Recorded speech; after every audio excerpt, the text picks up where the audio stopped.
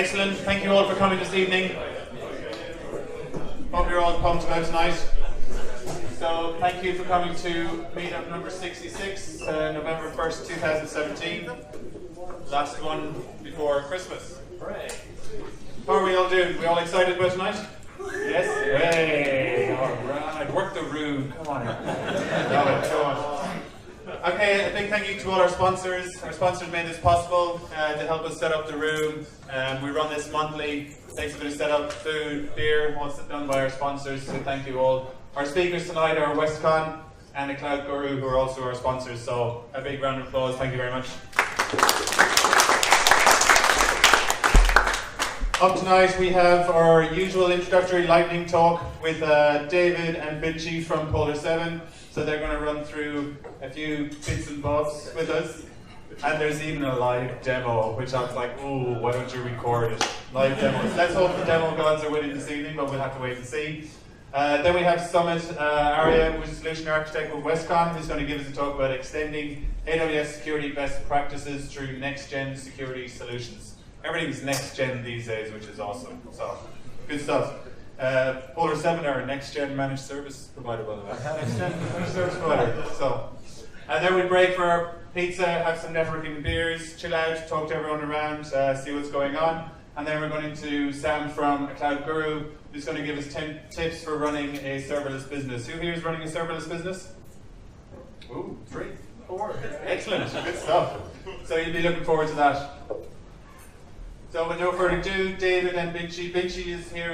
He's our Cloud Warrior. So a Cloud Warrior is what they do is they go and they get what would you call it? Secret sauce about what's on the roadmap for AWS. So it gives us an insight into what's coming up with within AWS services. So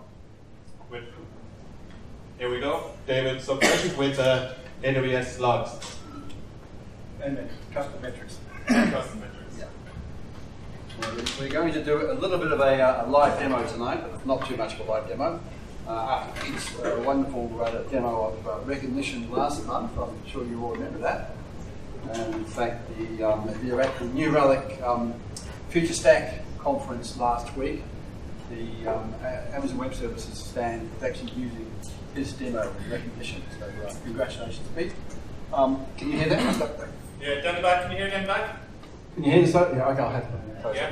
Okay, so look, there was nothing of note that came out during the month. There's always lots of things that are released from Amazon, but I like to put up things that are relatively interesting, and this wasn't a great deal I thought was interesting anyway. And we've got another couple of months before the next one, so there should be lots of really interesting stuff there. So I thought I'd have a look at, this is an introductory talk as well. As some of you out here will find this quite simplistic, but for those who haven't been exposed to this, you might find it quite interesting. We're going to look at logging and metrics, and we're going to be using Amazon Web Services products to do this. Now, to do metrics, of course, you could use something like New Relic, which is a fairly awesome product, but it will cost you a bit of money as well. So you can use Amazon to do these things. So because I'm doing a live demo that requires some time. Oh, help me out.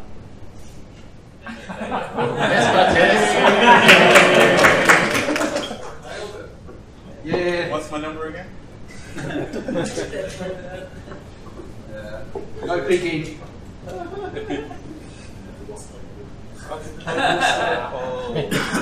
Don't take a photograph of that number.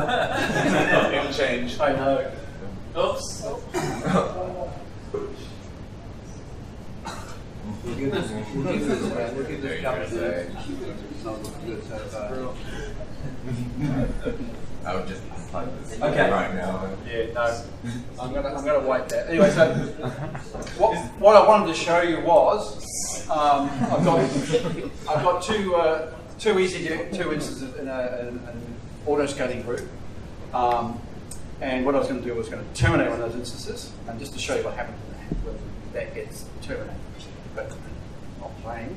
So what I was going to do was show you the fact that these instances which will have AWS logs installed on them when they first come up, the boot process, and they'll have a custom method installed on them as well. Now, we'll go to the next slide. So AWS logs, this is like basically ARSys log. So what it will do is you get to choose which logs you want to export, and then they'll be sent out to CloudWatch. And you can view your logs on CloudWatch. Now, as you see, there's 4 steps really to installing this. It's not particularly complicated. It's just the yum install of the logs. You need to download an AWS logs conf file which you would have set up beforehand. Then you just need to run it as a service. Now, again, this will be put in a CloudFormation script. So when the instance comes up, it will do all this for me. Now, the only bit that there is slightly complicated will be the setting up the conf part. But also, I haven't put this policy up here because if you go onto the web services documentation, they'll show you what this policy is. But because you're running this on an EC2 instance and you're accessing another Amazon Web Services service, you need to set up a policy that will allow you to do that. Otherwise, you can't do it. The EC2 instance can't do stuff out of the box. It can't go to S3. It can't go to the logs. It can't do a lot of things. You have to set up the permissions yourself. So what you do is you write a policy, you attach that to the role that's attached to the instance, and when the instance comes up, you'll have those permissions. So now this is just a little bit of the conf log. So when the service runs, it looks into this, and this is the setup. This will come in as an argument, custom group name, and this is just a tag. Now this is telling us what the file that we want to export. .log, or it could be Nginx access, it could be messages file, it could be security, whichever one you want. You can export it. As I said, we pass in this custom group name. In this case, it was going to be called User Group Demo. No problem, I can't show you that. And the log group is that when you go into CloudWatch and you have a look, you'll see you've got your log groups listed. And inside each log group, you've got a log stream. And the log stream is actually the data coming out of a specific file. And in this case, what I'm doing is I've got the instance ID and it's var log CF in it. Now I can arrange this in all sorts of ways. I could make var log CF and in it the log group, and then underneath that break it up by instance type stack. You can do it any way you want to. But in this case, I'll put the group name is actually the stack, and the instance ID is in front of the actual log. And as I said, you can put lots and lots of different logs in there. So when your instance comes up, this will automatically start up and then start writing logs out to CloudWatch for you. Now, the good thing about this is it makes, as long as you've got your applications stateless, this will make your instance stateless. So the reason I had this demo is I can just go and just kill these things and just pop up and everything runs as before. And when it comes up, it starts writing the logs, and if you kill that instance, you probably know this from experience, and maybe an instance freezes or an instance dies, you want to know what actually happened in that instance, but you can't because you haven't got any logs. The instance is not there anymore. You can't get access into that instance. But with the, if you do the logging, AWS logs, then the log information will go to CloudWatch, and then you can look at this even after the instance is terminated. You still have your logs in there. Now, another good thing with this is if you're doing your stacks through CloudFormation, what I would normally do is in the bootstrapping, the first thing I do is set up the time. So you make it Australian Eastern Standard Time or daylight saving time, otherwise it's going to always be UTC time. And then immediately after that, I'd set up the logging. And then that's all I'm doing. I then build the instance. The instance comes up, I debug that. So I had some problems with S3 or some other things because that conf file will be coming down from S3. I can debug those quite easily. Once you've got that set up, then you go and put the rest of your bootstrapping, which might be quite complex. But at least once you do that and you bring your instance up and it's not working, you can just go to CloudWatch and have a look at the CFN init log, and it'll tell you why that didn't exist. You don't have to log in. And depending on how you set up the CloudFormation, sometimes you do this and you realize it's not going to work. You log in, you're trying to figure it out, and it terminates. So you lost the information. You've got to do it again, then log in quickly, try to get the CFN in it, and try and work out why that didn't boot. Export your logs, you don't have to do that. So you've got all that stuff in CloudWatch. Now that's really all there is to this. It's not that difficult to set up, and it's such a really good idea. You know, once you've actually done it and you see this coming out, you think this is the next best thing to sliced bread. The other thing we want to have a look at is custom metrics. Now, again, I was going to show you something here, but we haven't got it, so too bad. We'll just have to wing it. As you know, in an EC2 instance, you will get out of the box CloudWatch logging on some specific aspects, but they'll only go down to the VM layer. So you won't actually see into the instance. So you see how much CPU is used, you will see your network in-out, and you will see your disk in-out, and you will also see the status of the instance. But you won't get to see how much disk space is used, and you won't get to see how much memory is used. And as you know, if you're trying to debug something on an instance, that's the sort of information you want. Just CPU is not enough. Now, to install this, we need to install some Perl packages with Yum. It's pretty simple. Download this zip file from Amazon. That should be highly available. And inside that zip file, there's several Perl scripts. And this is the one that you need to look at, which is mom put instance data. So what this will do is it'll just write the instance data out to CloudWatch for you. 2 minutes data. Wow, good thing I didn't have the rest of that demo. So this is what you put into your CloudWatch. So your CloudFormation, and this will install your Yum packages. And this looks complex, but it's not. This is just putting an entry into cron. So every 5 minutes, it runs this. And these are the arguments. There's a series of arguments I can give to this. And one of them is memuse, memutil, auto-scaling, disk space util, disk path, from cron. So these all tell this how to behave. This is one of the ones we want, memutil. That will tell you the percentage of memory you've used, and it takes out the buffering and the caching, so you know how much real memory you've got left. This one includes the buffering and caching. Auto-scaling means that you will report on the auto-scaling group and on the instances inside the auto-scaling group.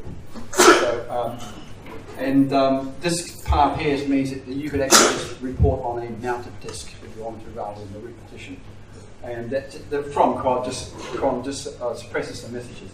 So you put all this into your CloudFormation script, and 5 minutes later, what you'll get is in CloudWatch. You go into CloudWatch, you have a look at metrics. There'll be the AWS namespace, and then there'll be a custom namespace that'll have something like I think it's Linux instance or something like that. You open that up, and you'll see you've got metrics now on memory and disk utilization. Now, because you've got metrics, you can then go and create an alarm using that metric, and you can do all sorts of wonderful things. You could actually create an alarm that sends off to a Lambda function. The Lambda function then put some smarts into there, waits long enough, and figures, oh, your hard disk is filling up. It's not going back down again. Let's increase the size of your hard disk. So it can go and automatically increase the size of your hard disk, send you a message to tell you what to do. So there's all sorts of these things you can do if you have the metrics to start with. Now, I know this has been relatively quick, but there is a lot of information on Amazon about this that we go on Amazon, type in custom metrics, and it's all there. And I'm getting the eye, so I better let Vinci have. I'll let Vinci have the floor now. Thank you, David. My talk will be quick. It'll be 5 minutes, but I promise you I'll be giving you at least 3 values, takeaways from this talk. This 5 minutes may save you 15 minutes more. So the first The first one, I do have a small quiz for you from David's talk. So if you have a CloudWatch log pushing to the CloudWatch service via an agent, suddenly you find out the log string stopped working. What could you be checking? So what are the options in one of the pages? It could be an AWS cert exam question. Well, I'll just go straight. So that's the first takeaway. The datetime format is extremely important because you sometimes run into YYDD, HHMMS, and this is a different format. If that format is not correct, up front you'll be getting the log stream, but maybe 5-10 minutes later it stop working, and it will take more than 15 minutes to debug. Trust me. All right, get back to the point. I'm the ANZ Cloud Warrior, and I'm going to talk a little bit about what is that all about. So the warrior sounds like a term in Kung Fu Panda. It's the dragon warrior. It's not really. So it's actually a community of selective technical evangelists for AWS Cloud. So what we do is actually we meet quarterly. So last one was in Brisbane last week. So the next one will be in reInvent Vegas. So we have exclusive access to AWS roadmap, but forgive me, I can't really talk everything to all of you guys because of the NDA. But again, it's a mutual program because AWS feed us with what's on the roadmap because we can bear in mind we're developing new solutions for customers. And at the same time, AWS relies on us to bring the first-hand messages from the market. So the second takeaway for you guys is I encourage you to talk to me during the pizza break, but make sure you get a first slice of pizza, and then feed me with some feedback. Say for example, I want EFS on Windows. So I will bring up back to AWS. These guys, they will prioritize the feature, and as you may know, some feature will be released in US East before they are available in Sydney region, and that's another thing we can help with.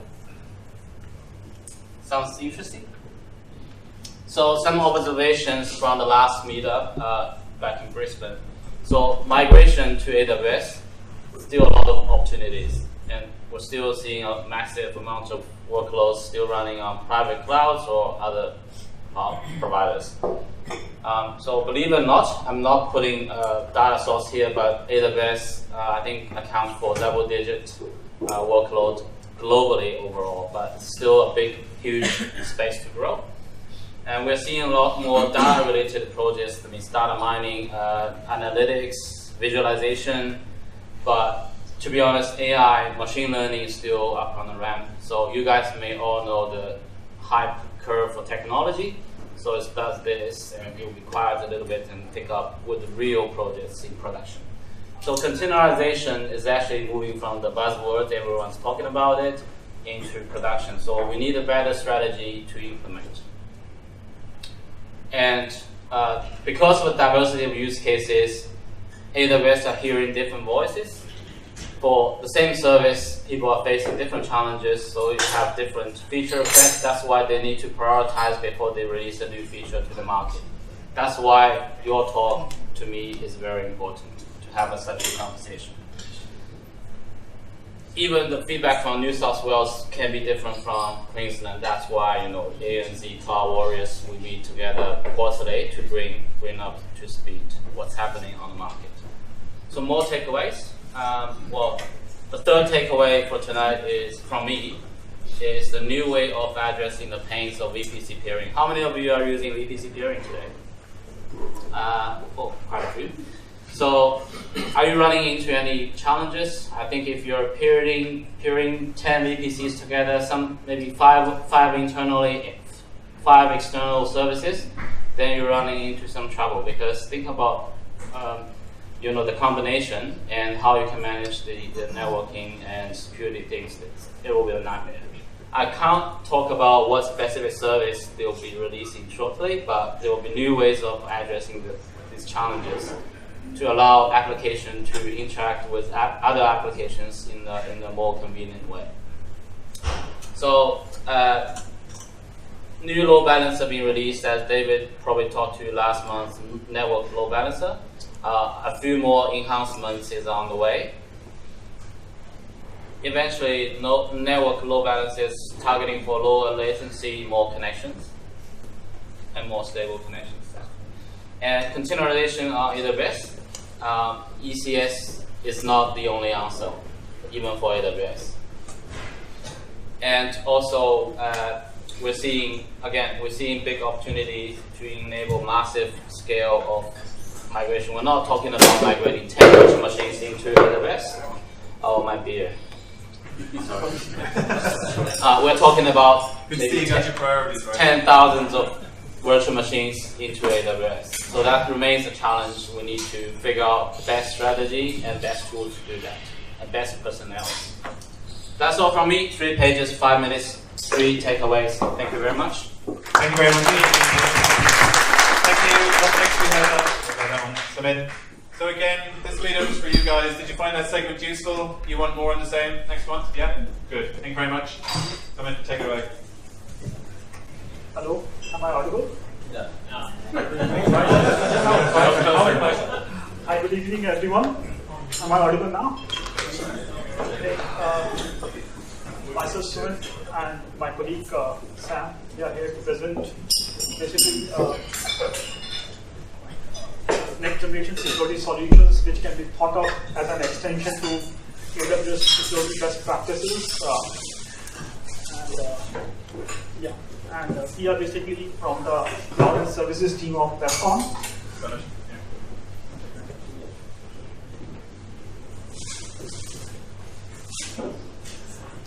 So, my topic of presentation at present is how we can use next generation security solution as an extension to AWS security best practices. Yeah. Okay. Thank you. Thanks. So what we'll be covering is agenda is we'll be covering public cloud computing challenges as well as AWS security considerations, next generation firewall features, as well as SAASsecurity. So what are public cloud computing challenges? Lack of resources or expertise. As we all know, that cloud computing technologies is it is increasing. It's cloud computing technologies are definitely new services are getting released every month, if not daily. So we have so organizations are facing very difficulty having the same pace with the technological advancement in infrastructure. So basically, but the organization doesn't have the resources and expertise to have to keep pace with these technologies. Therefore, there is a security gap basically what they should be doing and what is actually happening. So next generation security solutions can help in at least filling that particular gap from the security per se. Data security is also a major concern in public cloud. The reason being data may be moved to different places across the regions, and there are various laws basically. So data security is a major concern with public cloud, and also privacy is a concern in a way that personal identifying information to secure that data in public cloud is a concern for many. Lack of standardization. What I mean by that is various public clouds basically security rules and security policies are different across different public clouds in a way that they're not standardized basically. And if the organization, for example, has their environment in different public clouds in data center as well as on SaaS applications, it is very difficult to have the compliant environment. And so in this particular case, next generation security can come into the picture and do in an automatic fashion. Basically, it basically fills the gap for the security in this case also. Data ownership is a very complex concept because if we put the data on public cloud, we might be thinking that we own the data, but it's not always the case. In a way that it is not always the case because data may rely on different regions across the globe and it may be subject to different laws. Secondly, if we are placing the data, it's also dependent on how we are, if we are uploading the data on public cloud, it depends on where the data is getting generated. If we are uploading the data, we might be the owner of that and we might have the copyrights. But if data is on the public cloud, it might be having a joint ownership. So it finally drills down to basically what are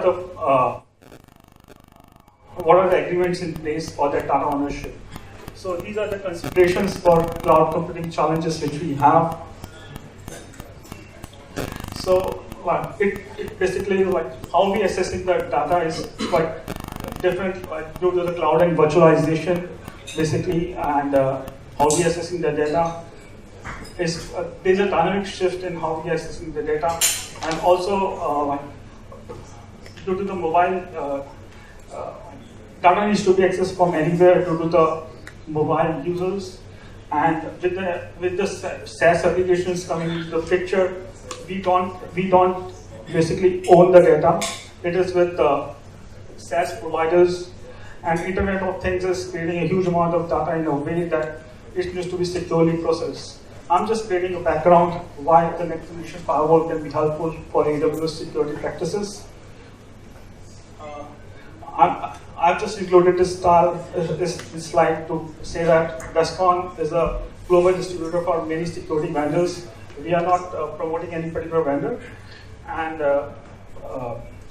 in this presentation, I'm using Palo Alto Networks because it is the highest selling vendor in AWS as well as Azure Marketplace, and but all other vendors are also equally can provide the same security solutions for the next generation security solutions.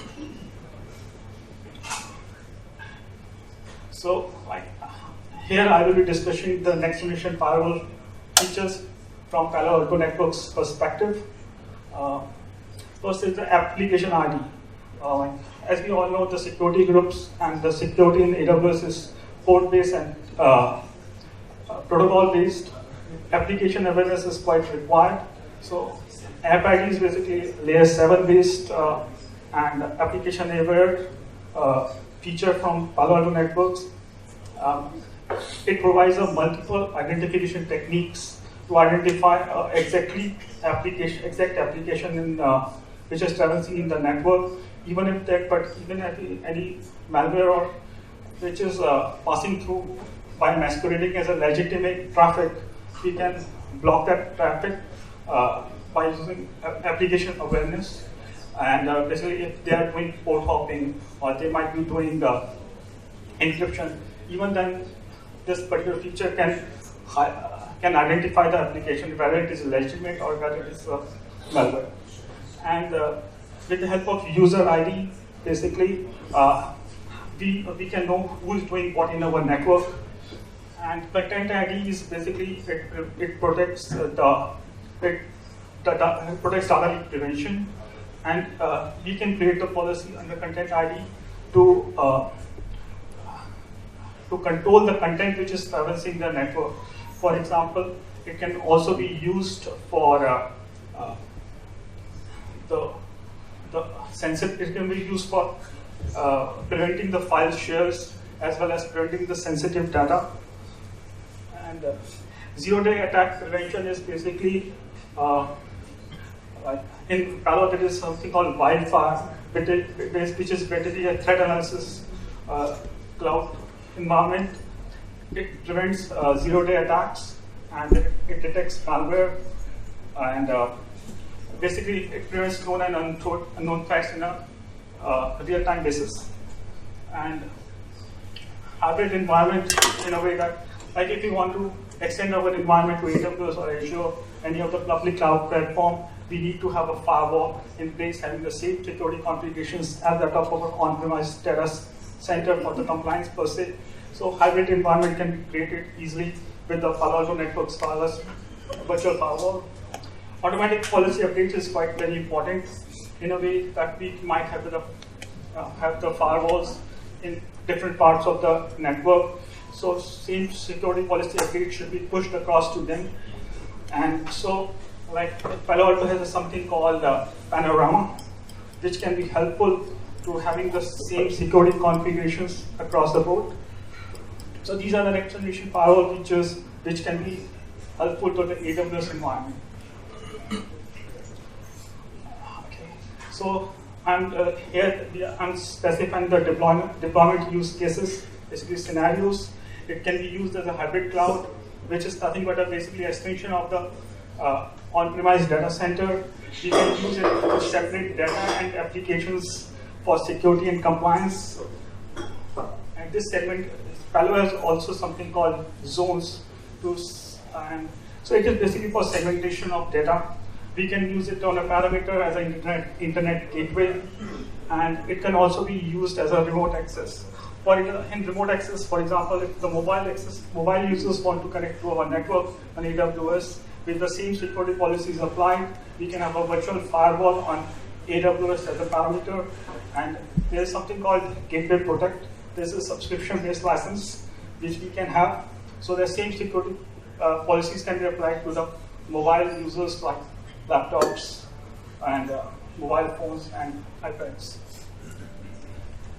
So these are the AWS security considerations which we have, and I will just providing the information that how the Palo Alto Networks or other next generation security solution providers can help in overcoming these considerations. And AWS is secure by default, but it is a flexible architecture and it is a shared security model. So we will be covering the main points, for example, key rotation under account management and exposed data, as well as SaaS applications under data governance, and segmentation and malware prevention against inline security. So these are the two solutions I'm referring to from Palo Alto Networks, like Aperture as well as VM series. Aperture will take care of the account management as well as data governance, and VM series will take care of the inline security. We will cover a little bit in detail about these two products and how it will prevent the security considerations. Aperture for account management. Basically, Aperture is a policy-driven risk analysis. There is a cloud-based service from Palo Alto Networks. It basically helps in creating the policies for key rotation, multi-factor authentication, as well as non-standard AMIs. In a way, basically for account management, enforcement is still not possible with policies. It is a monitoring and alerting tool for account management. For example, if keys are not rotated for a specific amount of time, we can have a policy in place to have an alert, and we can do after the event generation whatever we want to do. And for example, if the user is logged in with the account ID which multi-factor authentication is not enabled, we can get an alert. In a similar way, if we have made a policy, if the standard AMIs are defined, and if those AMIs if the instance is launched with the non-standard AMI, we can have an alert. So, like the point I want to make with the account management is basically, there are 100+ policies which are inbuilt in Aperture. We have to just go to the console and configure it. So it is quite easy. And if you want to make custom policies for alerts under account management, we can do it very easily. So next is Aperture for data governance. As I already specified, Aperture is basically a policy-driven risk analysis cloud-based service, and it is for SaaS applications. What is called automatic control. It basically automatically controls the SaaS applications in a good way. So Aperture is directly connected to the Wi-Fi. Basically, that is the threat intelligence cloud. So known and unknown threats can be detected in real time, as well as malware can be detected. It is directly connected to the sanctions SaaS applications, so it has a clear visibility on the data. We can use the Dropbox box. Data may be coming from any source. We have a really good insight over the data. So it can be very useful for SaaS applications. And basically, it provides a data and threat exposure in a way that it provides a granular level of control for SaaS applications which are sanctioned by Aperture. And like for data governance, the policies can be enforced. What I mean by enforced is like if data or users, like if there is any anomaly or is there any policy violation which we have defined, we can quarantine the data as well as user on real-time basis, and it can be helpful in like compliance requirements for PCI and PII basis. Like PII is personal identifiable information. So where is this Aperture software running? Is it running on EC2 instance within AWS, or is it running separately in your data center? It is a SaaS application, separate from third party. But where is it actually physically running? Is it running on my data center? No, it is not running. Or is it running on EC2? It's just running on the Palo Alto networks public cloud. And we can directly connect it by using the APIs. So data governance is like the feature which is automatic remediation. That means like policies can be enforced. So VM series for AWS, this is for inline security. So that is VM series is nothing but a virtual firewall in AWS cloud. We can connect it to threat intelligence cloud so that known and unknown threats can be prevented, as well as malware can be detected in real time. We can connect to on-premise data center to create a hybrid environment, basically extension of the data center also. And the major benefit is that the same security posture which we have in on-premise data center, we can have on the public cloud, whether it is Amazon, Azure, or any other cloud platform. Also, it can basically segment the data as well as the application for the compliance purposes, and like we can use the panorama to have the policy updates and as well as on the public cloud. So this is a real life deployment scenario in which I've tried to highlight everything like what we have provided, Like services VPC can be seen as an extension of the online data center. In this, the routing information can be passed through tunnels across the VPC, and we can use a media type of environment in public cloud, like in AWS, you can be having workspaces.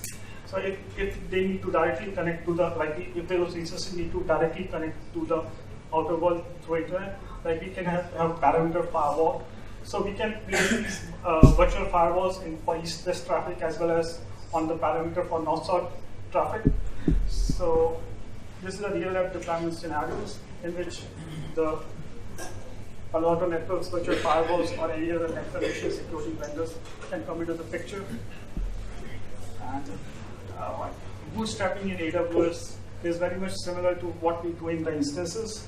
So we can put the bootstrap files under S3 storage bucket, and we can configure the OS as well as software updates, and basically we can use it with auto scaling even. So whatever do with EC2 instance, we can do with the virtual firewall instance. So it is quite very simple, and it's quite easy to deploy. It is nothing but similar to EC2 instance. So it can be launched from Palo Alto, from AWS Marketplace, and we can place it in public or private subnet as we require, as well as all the policies can be, we can have a separate security group for all the virtual firewalls to streamline the things. So I'm just wrapping up. AWS is a shared security model, in a sense, and next generation security firewalls can help to automate the security to the next level. And the next generation security firewalls are generally application aware, and that much required for compliance person in most of the region, because what the compliance says is, like, you need to have a same security posture, and you have to prove to them that, like if you are having a two data centers, if you are using different public cloud providers, then use the same compliance structure and same security structure should be there everywhere. So next generation firewalls can help you in basically achieving those things. And there is an easy deployment. Like, I've used two features of Palo. One is Aperture and one is VMware Firewall. Aperture is a cloud-based platform, so it can be configured directly with the public cloud, as well as virtual firewalls. You can treat that as an EC2 instances. So that's it. Thank you so much. Any questions? So just the Aperture is a Palo Alto product that's hosted as a SaaS service, and you connect to it by API. Is that correct? Yeah, Aperture is it has many SaaS applications are there. Yeah. Okay. We can have a application as authentication as well. We can have authentication as well as Sure. Yeah. data security from that. And the VM series is an appliance that you download that what talks to Aperture, or no, separate thing? That is basically for SaaS applications. This Okay. is for the firewalls. So the VM series is the firewall that you run within your VPC on AWS? Yes. Yeah, okay. Cool. Thank you very much, Sumit. So what's the whole Any idea? questions? I don't understand. What's the whole idea of it? Does it mean that all the traffic is directed through a Palo Alto hardware firewall and then it goes to AWS No, public cloud, or is it actually running as a VM? it is running as a VM virtual. That's for the VM series. The Aperture is a different SaaS provided security solution that you route your traffic through. Like, I'm sure there's other platforms that do that. Okay, so it's basically an EC2 instance what you buy on the marketplace, which is No, not the Aperture, you just route your traffic through it, and it scans and does stuff. You write your policies directly through a SaaS console. So your web server will direct to Aperture in the cloud somewhere, and then it will return back to you. Yeah, your traffic will come through the Aperture before it hits your infrastructure. Cool. So thank you very much.